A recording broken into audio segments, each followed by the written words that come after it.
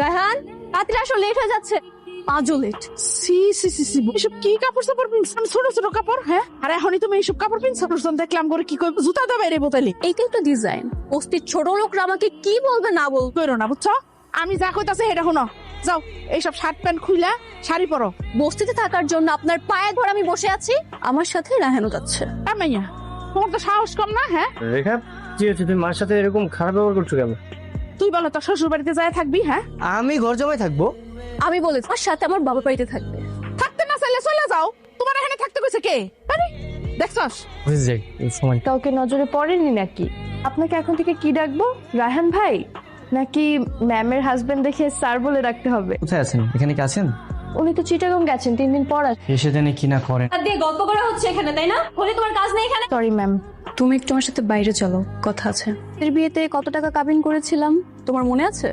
10 লাখ টাকা। বিয়ের আগে বলেছিলাম যে বিয়ের পর আমি আমার বাবার বাড়িতে, তো সেই বস্তিতে রেখেছো কেন? তোমার জন্য আমার মাকে আমি ফেলে দিব? গতকালকে তোমাকে বিয়ে করে আজকে আমার মাকে ফেলে আমি তোমার সাথে চলে যাবো? বাহ বাহ বাহ। তো ছেলে আমার কাজের লোক হওয়ার যোগ্যতা রাখে না, সেখানে আমি তোমাকে বিয়ে করেছিলাম কোম্পানির একজন কর্মকর্তা। আমার বাবার সুপারিশে, নাহলে আমি তোমাকে ডিভোর্স দেবো।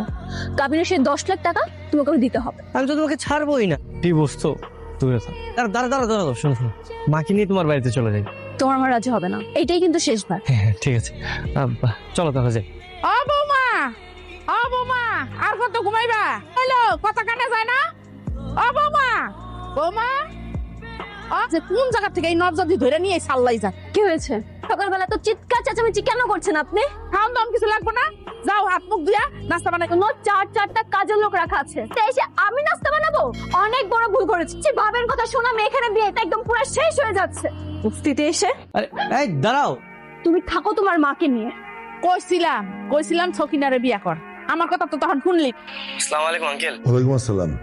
রেখা তো রাগ করে বেরিয়ে গেছে, নাহলে বাসার দিকে যাবে। তুমি যেন চলে আসো, ঠিক আছে?